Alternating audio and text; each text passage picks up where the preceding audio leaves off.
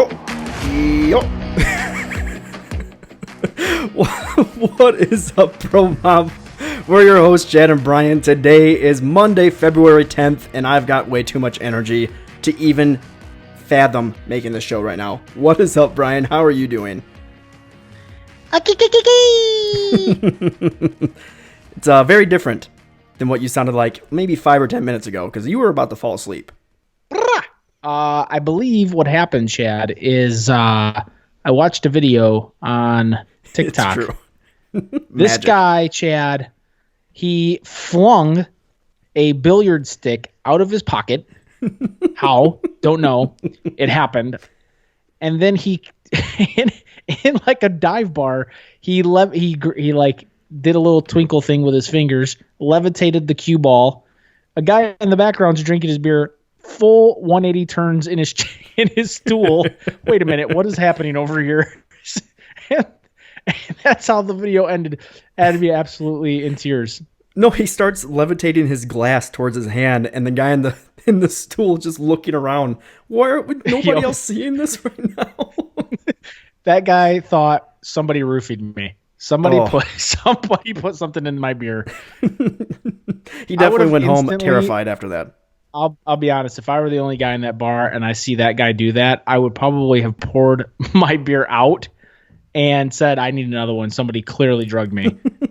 You just got to stand up and say, not for me, and then just walk out. Terrified. Not today. See you later. You pour your beer out and you leave. Not doing this. So this guy's an X-Men. Man, we had an exciting weekend of football. I mean, it was fun to watch. I'm not going to get too much into it. We got a lot to talk about, so I'm just going to go ahead. I'm going to start up the show, Brian, before we talk too much into this. Broma, before we get started, be sure to follow along after the show by following us on Twitter and Instagram at FF Bros Podcast, and check out our TikTok page at Fantasy Football Bros. Brian and I are making a bunch of videos on there, being goofy, doing our thing. I'm showing off my fantasy trophy from the Listener League. Brian's talking about players that he likes. I'm talking about players I like. It's a fun time. It's a good time, Brian. Especially this week, Chad, we'll be breaking down some of this too hot XFL chit-chat. So get on the old TikTok. What?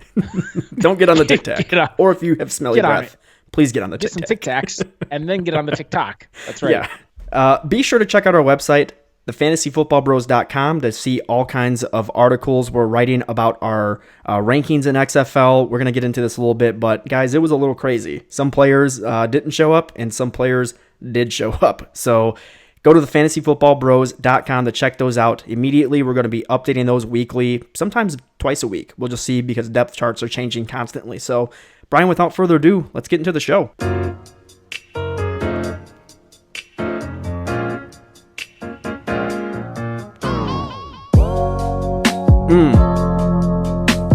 Zelda for the win. I forgot.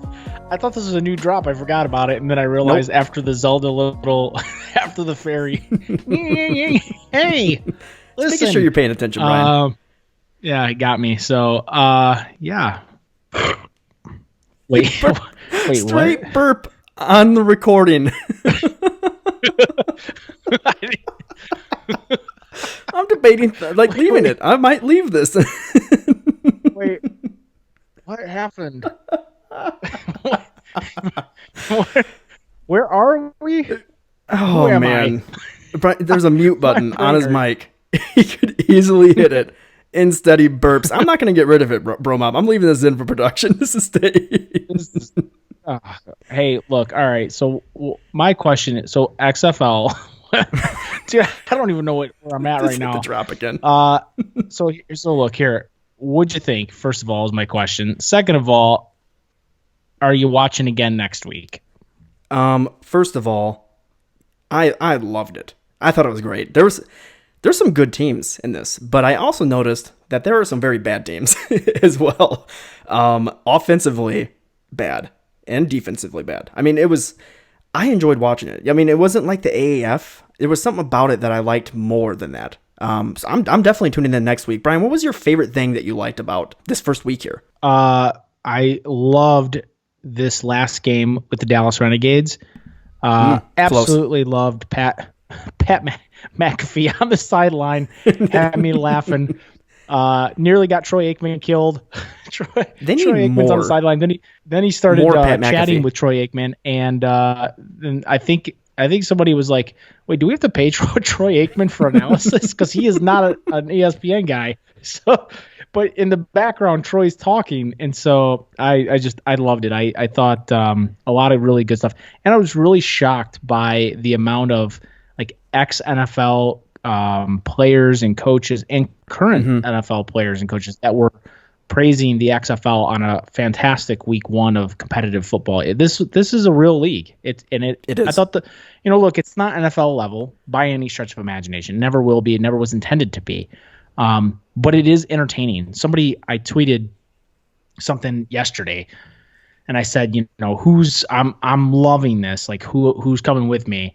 And somebody was like, it's kind of this or that, and but it's entertaining. And I'm like, that's all that matters. All that matters is that it's entertaining, that you enjoy it, and don't try to make it something that it's not. I mean, it is not designed to be XFL caliber, but it is fun and it is interesting to watch. And there are some talented players. Well, it's certainly designed to be XFL caliber, like you just said, not NFL caliber. Man, you were all over the place. I love brains, and right now I need one.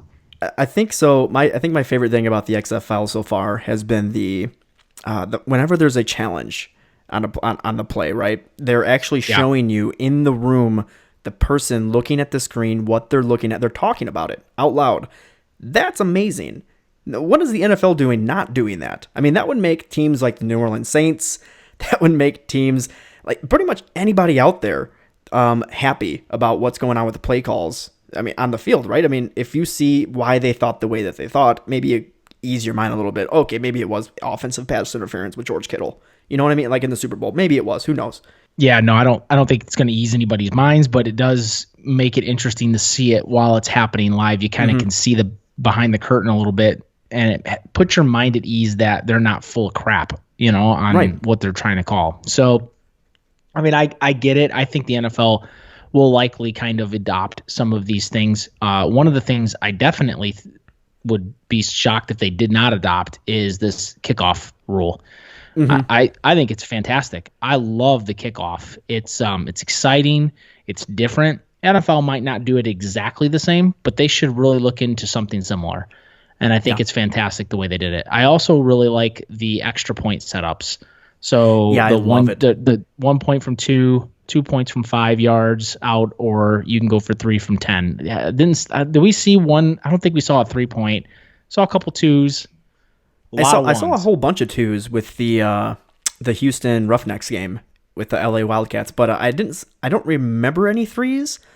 Lots of 1s and 2s, pretty much. Yeah, I think they should add one more layer and go for a 5-point extra point. And it's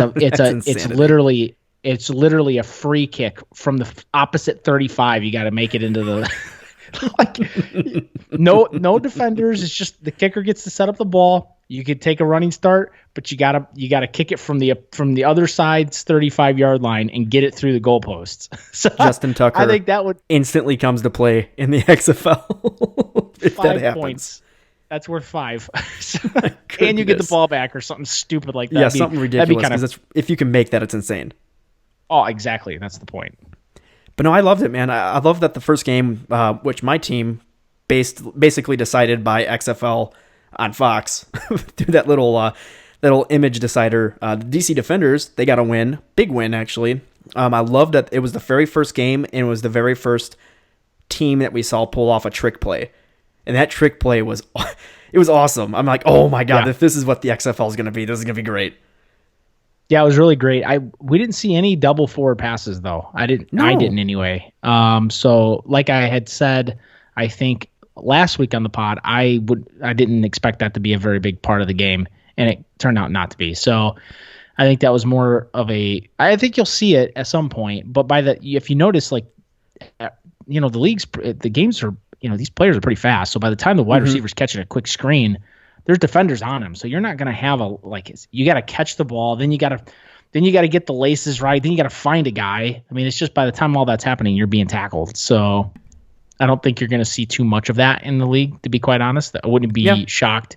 I mean, I think the rule will stay in, but I wouldn't be shocked if we go all season without seeing much of it.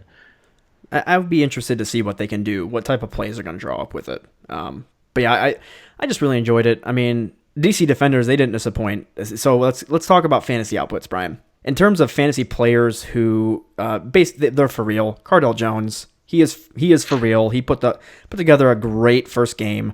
But there was a quarterback that outshined him, Brian. The Houston Roughnecks quarterback, PJ Walker, who kind of came out of nowhere, stole the job from Connor Cook, who, I mean, even just this past week, they were putting commercials out there showing players like Aaron Murray, Connor Cook, Cardell Jones, Landry Jones, right? And Connor Cook is like, they're showcasing him. PJ Walker comes in, and he's a baller, man. he destroyed the LA Wildcats defense. Yeah, 272 yards on the day, 4 touchdowns. He did throw a pick, but I mean, had a great game. What I kind of noted, Chad, was, with that team specifically, he, like we had said, Sammy Coates heavily involved. He was tied for first in targets on the day, but also Phillips. Phillips. He was really same amount of targets, 9 targets on the day. Actually, was the leading receiver on the day, and really, I mean, the team had been talking a lot about how much they loved him, and that they believed he was probably the most talented wide receiver on the team. And I think you and I just kind of believe that Sammy Coates' experience would kind of maybe shine through. But Phillips, I think he's going to have a really bright future here with this team. He had 67 yards on 4 catches, 9 targets, and a touchdown. So a really good game for Phillips and a really good game for Coates as far as targets. He only hauled in 2 of them, though, so that was the tough part. So, clearly, I don't think it's a matter of Walker not trusting Coates, but maybe more or less them just not being quite in rhythm and on the same page. And it's the first game of the season. Yeah, so that's where I'm kind of pumping the brakes, right? It's the first game of the season. It's all about chemistry. I saw PJ Walker loading up and throwing it down the field for Sammy Coates on numerous occasions. They just didn't connect. What I saw from Cam Phillips was he was the clear end zone target. Whenever they were in that 10-yard range, he would stare at Cam Phillips for a good 1 second before he went to his other options. And I actually occasionally didn't even see Sammy Coates in the end zone offense from time to time, but they definitely used him for deep plays. So I still really like Sammy Coates. I think it's a league that's going to predicate the deep pass and the deep play. And he's definitely going to shine with that, but Cam Phillips could be a touchdown monster. Yeah, 100%. The one thing that I did notice is there's only one team in this league, maybe 2, Tampa Bay possibly as well, Tampa Bay and St. Louis, that run the ball. I mean, most of these teams throwing about 40 times, in between 40 and 50 times a game. And, these quarterbacks, they're not NFL caliber quarterbacks. So the accuracy is just not as sharp. Although I did see some really great plays during this week's games, still not even on the same level as far as the accuracy on the teams. My question is why aren't these teams running the ball more? I don't know. Tampa Bay ran it, I think, a total of 19 times. St. Louis clearly ran the ball and had a game plan to run it. They only threw it 27 times on the day. So a lot of passing, which also kind of goes back to what I had talked about last week, which was I had a feeling that this was going to be a heavy passing league based on the rule set, and that running backs really wouldn't have as big of an impact in this league, especially maybe early on while the league is kind of getting used to the new rule set. Yeah, I agree. And speaking of wide receivers, just because of, like you said, they're passing 40 to 50 times in a game, there's a lot of wide receivers getting looks. And so I want to ask you, Brian, who are some players or who is a player that surprised you in week 1? I watched the Seattle DC game. DC Defenders game, right? That first game. And wide receiver Austin, I can't say his last. Is it Perel or was it? Prale. Prale. Like pray on a rail? Pray with an L at the end of it. Prale. Prale. Got it. 10 targets, 5 catches, 88 yards on the day, 2 touchdowns. He had a monster game. Was 50-yard touchdown. Was clearly a favorite in the passing game. So he seemed to be the chain mover, the guy that was targeted to move the rock, right? And so he was I didn't see that coming. It was really surprising. I think some other maybe some notes that notable players out there was LA Wildcats wide receiver Nelson Spruce. Yes, that was mine. 15 targets, 11 catches, 103 yards. Didn't get in the paint, but didn't need to. He have a game. Didn't need to. Had a great game, and so some of the catches he had too were incredible. What I've noticed out of this league is that if you're a slot receiver and you're good at it, you're going to get used quite a bit. It's pretty much every team that I saw. They were heavily using their slot receivers. The Vipers were using Reese Horn very regularly. The New York Guardians were using Joe Horn in the slot. They were using, pretty much everybody was heavily using that slot receiver to try and keep the chains moving.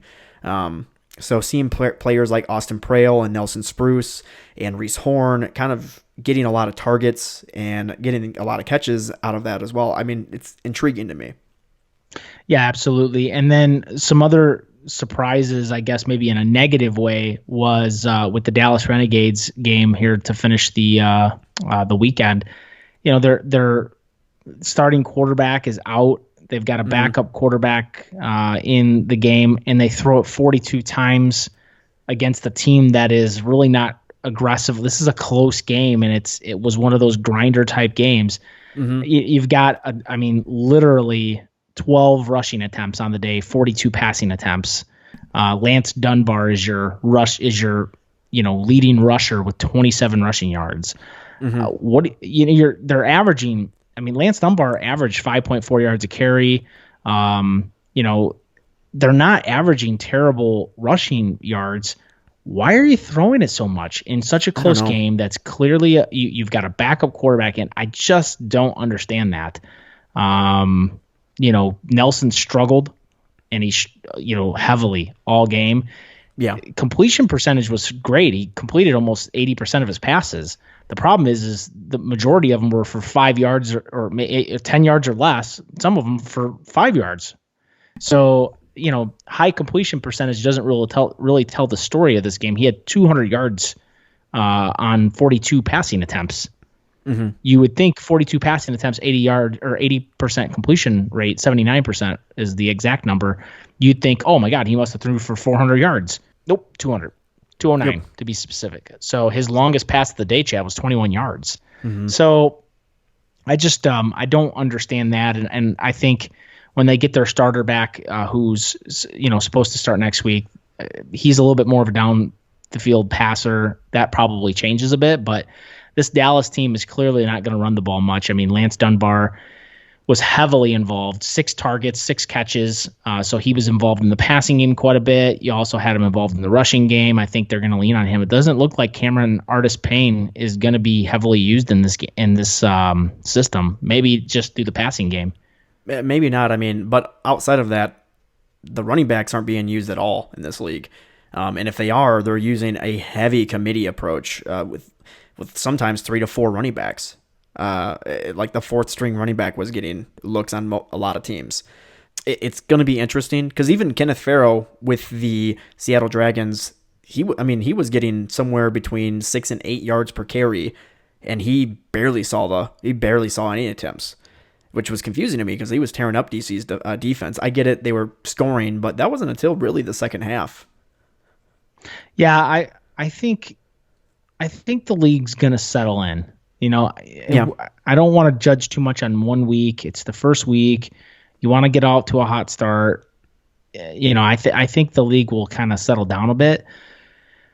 But on like I had said earlier on the St. Louis Battlehawks, Matt Jones, running back, is clearly, if you're looking for a workhorse guy, he's your dude. Over it Christian looks like Michael, possibly, which is surprising. Yeah, over Christian Michael. Very surprising. 21 attempts, 85 yards. He averaged 4 yards a carry.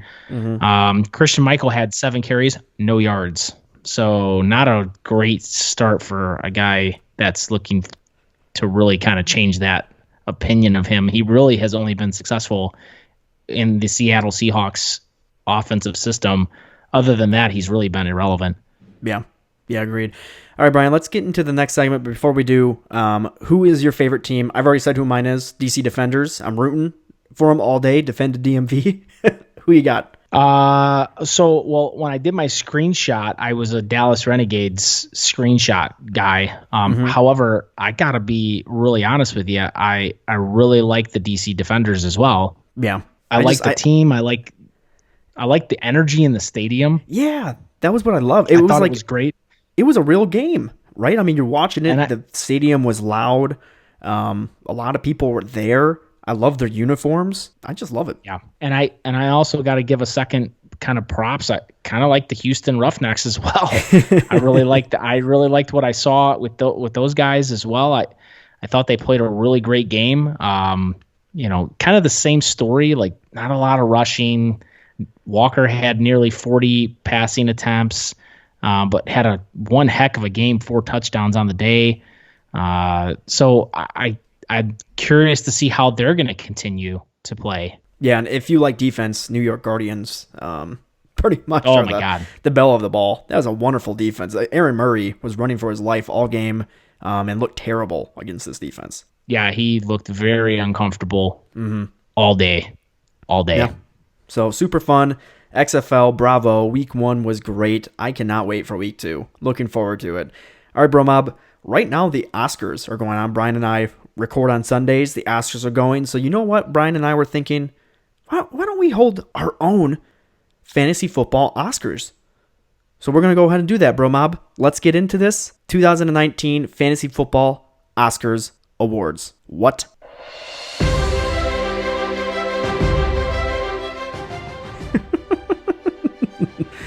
All right, Bro Mob, here we are on the red carpet of the Fantasy Football Bros Oscars. We got Brian here picking his nose, looking wonderful as always. Chad and his black crew neck. Who's this over here we have? It's Caesar, and he's bringing a salad. How wonderful.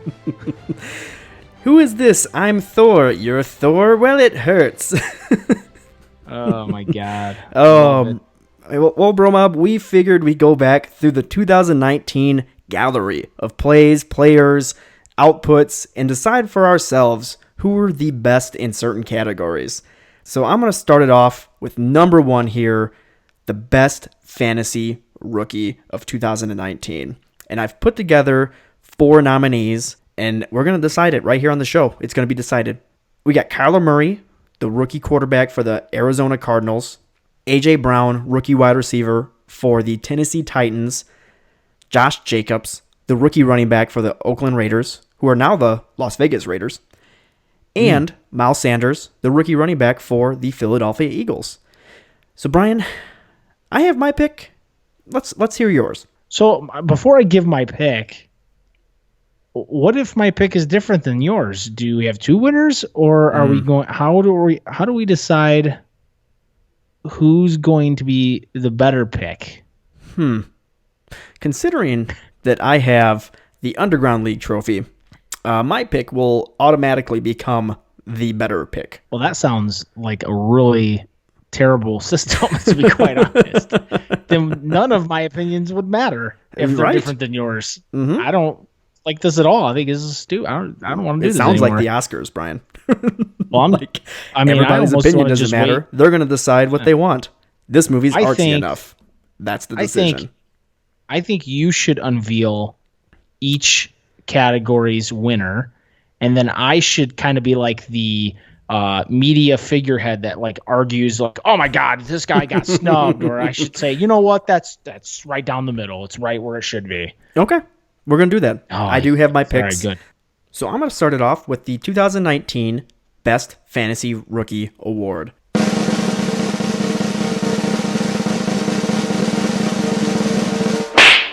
And the award goes to Kyler Murray, the quarterback of the Arizona Cardinals. Brian, I caught you off guard with that slap. I know. look, he put together a great fantasy performance this year, and some of you might be shaking your heads. It's got to be A.J. Brown. It's got to be Josh Jacobs. Look, he was the number 8 quarterback on the year in fantasy football. He had one of the more consistent seasons at the position, having 4 rushing touchdowns, being used in the ground regularly, 20 passing touchdowns. I mean, he had himself a good season for his very first year with a terrible offensive line in Arizona, with a so-so receiving core, and a locomotive David Johnson who looked slower than I've ever seen before in my life for half the season. Kenyon Drake came in. He looked great, fit that offense better, but still, in that first 10 games with David Johnson, he was lighting it up. So it was looking good for Kyler Murray. That is our pick, 2019. I love this pick, and let me tell you why. So I agree wholeheartedly with you. Finishes as the number 8 quarterback. He turned the franchise around. They were actually competitive. That's a franchise, by the way, that has a terrible offensive line to protect him. Not to mention a lot of the talented rookie wide receivers they drafted went down to injury. So this is a team, and David Johnson to injury. And I think we'll probably find out one day that he was plagued with injury all season. And if not, then he fell through the floor in production. Yep. And just didn't fit the scheme correctly. So this is a team that's rebuilding. They got the right guy. And so Kyler Murray, for him to finish as the QB8 on the year, Chad, that's an accomplishment. Look, A.J. Brown, going to be a star, 100%. Miles Sanders, going to be a star, 100%. May have became one right at the end of the season. Josh Jacobs, who I would argue, if he hadn't went down to injury, I would argue that Josh Jacobs probably is right ahead of Kyler Murray or right there with him. Like, that is what the Oscar boards said too, Brian. The board of Oscar people in the back, they're all golden. They're the color, or some of them are silver, the color of my trophy. But Josh Jacobs was the consensus number 1 before the injury. But Kyler Murray stepped away, took it. Yeah. Look, if you watch a movie, Chad, if 3/4 of the movie's really good and then at the end of it's just kind of a flop, you're like, oh, okay, it's not as good as left a bad taste in my mouth. Josh Jacobs, like kind of M. Night Shyamalan movies where the twist is never good enough. Speaking of that, all of the M. Night Shyamalan movie trailers are amazing. They're so good. Whoever he has making those, they're just like, come on in, watch this terrible movie that you're gonna regret, but you're gonna love this trailer. He should just be in trailers. Like, he should just do trailers, because he does those really well. He does do it very well. So, all right, we're gonna get to the next category here, Brian. I'm pulling out the big cane. I'm taking you off the stage. The next category for our fantasy football Oscars is the favorite fantasy performance of the year. So this is a 1 week performance where a player just went off, and the nominees are Lamar Jackson, week 1, when he went off for 324 yards passing and 5 passing touchdowns against the Miami Dolphins, completely throwing the fantasy world into a hissy because they did not expect Lamar Jackson to be a legit threat at the passing game. Number 2, Will Fuller, wide receiver for the Houston Texans. In week 5 performance where he caught 14 passes for 217 yards and 3 touchdowns, and it could have easily been 5 touchdowns. Wow. And Brian, you're gonna catch a theme here because the next 2 nominees, this happened in week 5 too. Week 5 was the best fantasy week in 2019 by a long shot. The next nominee goes to Christian McCaffrey, running back for the Carolina Panthers. Week 5, he had 19 carries for 176 yards, 2 touchdowns, 6 catches for 61 yards, and 1 touchdown. Wow. It was an incredible performance for Christian McCaffrey. And Aaron Jones coming in at number 4 for our not number 4, but our 4th nominee. Week 5 as well. 19 carries, 107 yards, 4 touchdowns on the ground, 7 catches for 75 yards in the air against the Dallas Cowboys. Those are some stats that are incredible. And Bromob, the winner of this category, A favorite fantasy performance of the year in 2019 goes to...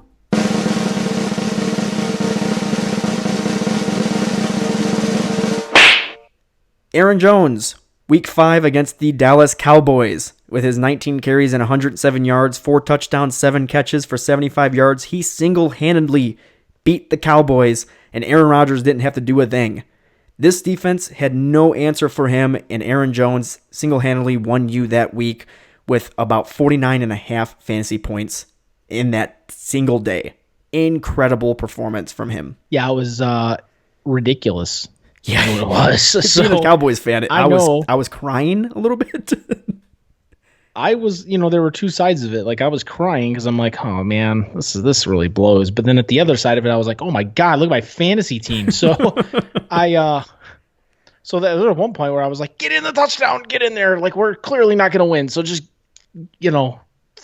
And he got the 4th one. I was like, oh, this is great. So that was much needed. I actually had CMC on that team too. So in that same game, same week, that was a big scoring week for me, Chad. Yeah, you broke in our league of record. You broke the single week record for points scored in that game.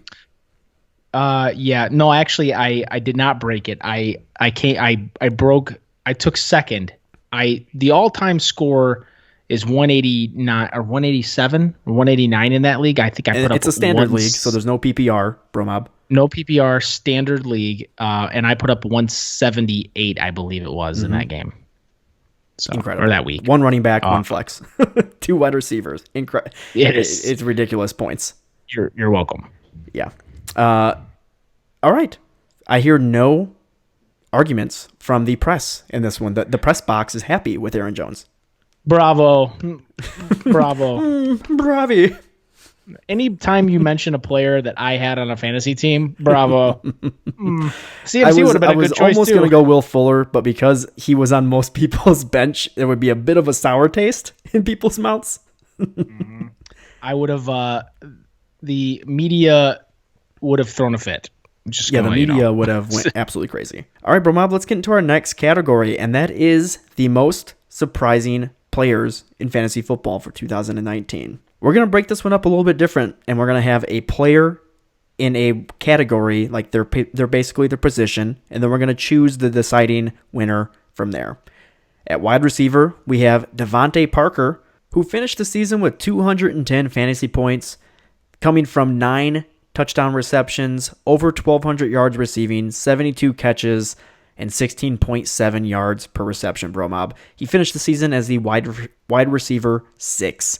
Coming in for running back, we have Austin Eckler, running back for the Los Angeles Chargers, ending the season with 263 points with 11 touchdowns, 557 yards rushing on 132 rushing attempts. He had 4.2 yards per carry and 92 receptions. He finished the season as RB7. Coming in with tight end, we have Mark Andrews, the tight end for the Baltimore Ravens, with 143.2 fantasy points on the season. That came from 10 touchdown receptions with 852 yards receiving, 64 receptions, and 13.3 yards per reception. He finished the season ahead of George Kittle at tight end 2. And to finish this off, my giggle might give away my answer already. Quarterback Lamar Jackson, quarterback for the Baltimore Ravens. He finished the season with 421.7 fantasy points, coming with 36 touchdowns through the air, 3,127 yards in the air on 401 attempts. He ended the season with 43 total touchdowns because he had 7 rushing, and he broke the all-time record for rushing yards at a quarterback. He ended the season as quarterback 1, and let me tell you the difference between him and quarterback 2. Dak Prescott, the quarterback for the Dallas Cowboys, had 348.8 fantasy points with 30 touchdown passes, 4,900 passing yards at close to 600 attempts. He was quarterback 2, almost 100 points difference between the two. So let me go ahead and give you the answer to the most surprising player of 2019.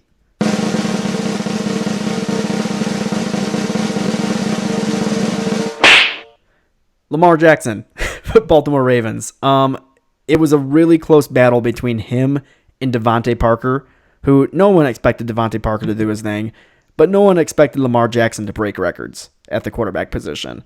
This guy was getting drafted way past the 10th round. Lots of just Hail Marys on him, trying to hope that he'll become something big. But he was basically getting mocked in the offseason that he was a running back disguised as a quarterback. And he proved everybody wrong. So the Fantasy Football Oscars Committee chooses Lamar Jackson for the most surprising player of 2019. So I totally get this. But every one of these guys, right? Other than crazy for me, other than Dak Prescott, I would say it was a surprise. I think you and I both know, if you go back and listen to our episodes, you look at our fantasy analysis, Chad, we had Dak Prescott as a major candidate to break out and be somebody you can get beyond the 10th that could easily be a QB1, sneak into the top 5, and he did. Him and Josh Allen, we loved him. Absolutely. Lamar Jackson we had as more of a, hey, we love him for the first 4 weeks because of the schedule, but we didn't, I don't think anybody in the fantasy world saw the season coming that he had. So that is a pick that you have to make. You have to, pick him for this category. Though I will tell you, so his and Mark Andrews had an unbelievable season. However, Mark Andrews is he's a wildly talented tight end. I'm not taking anything away from Mark Andrews, but he's also a product of the system they put in place. It's a heavy tight end system. And, he's also a product of, hey, look what Lamar Jackson just did. Yes. Are you kidding me? So, of course, Mark Andrews is going to have a great year. And if Lamar Jackson does that again next year, Mark Andrews is going to have another good year. So I like Mark Andrews for 2020's fantasy season. I would argue Austin Eckler did everything that we thought he would do and then some with no Melvin Gordon. The surprising piece of this was what he did when Melvin Gordon came back. That's why he stayed on the list. Yeah. So hats off to Melvin Gordon too. Devontae Parker, finally. It only took you 5 years.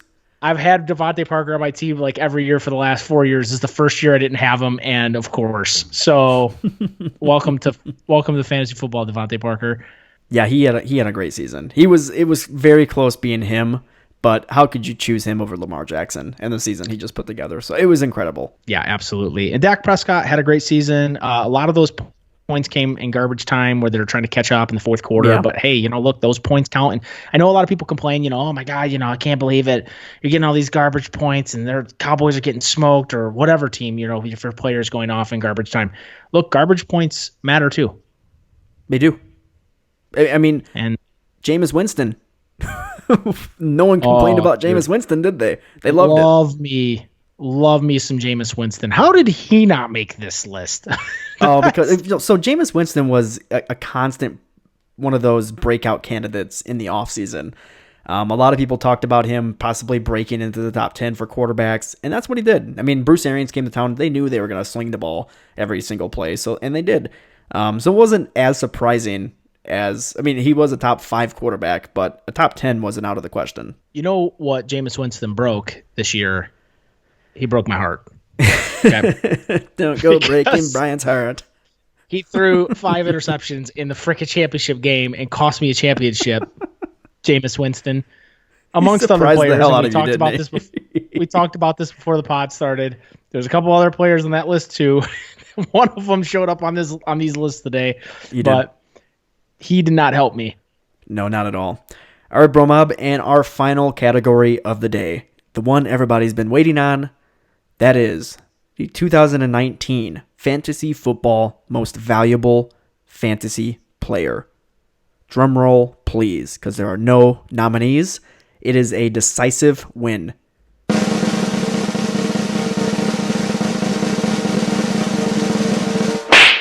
Ryan Fitzpatrick.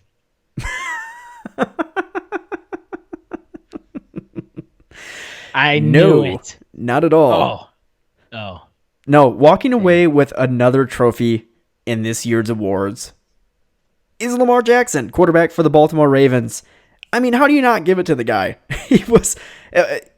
I'll give it to you. Christian McCaffrey gave the number one fantasy performance of the year. And the difference between the two and what makes Lamar Jackson the winner for most valuable fantasy player this year is that Christian McCaffrey was regularly drafted in the top 4 picks of fantasy football, whereas Lamar Jackson was drafted past the 10th round. So we're talking past 100 picks. It's unquestioned that he is, if you look at the percentages of teams that were in the fantasy playoffs and in the fantasy championship games, Lamar Jackson was a normal stay on those teams. Christian McCaffrey was up there too, but Lamar Jackson, just because he went so late, he was regular on these teams. We already read off the stats: 421.7 fantasy points, 43 total touchdowns, broke the rushing record for quarterback. It was incredible what he just did. So Lamar Jackson, hats off to you. Great season. So I got to be real, okay? If I had a boo button, I would be smashing it. I don't know how Christian. We need that from The Princess Bride. The Yes. old lady is just booing the wedding. You need to get that drop on here next week because I'm going to push it and just notate back to this. Here's the deal, man. How Christian McCaffrey is the 3rd player in NFL history, Chad, to be in the 1,000 club, dude. 2,000 all-purpose yards. He's in the 1,000 club. He shattered the records. How is my guy McCaffrey with a backup quarterback, Chad? With a backup quarterback. Because he was a top 4 pick, and it was expected not to break records, but it was expected for him to put together a top 4 performance at the position. He single-handedly walked away with number 1. I give you that.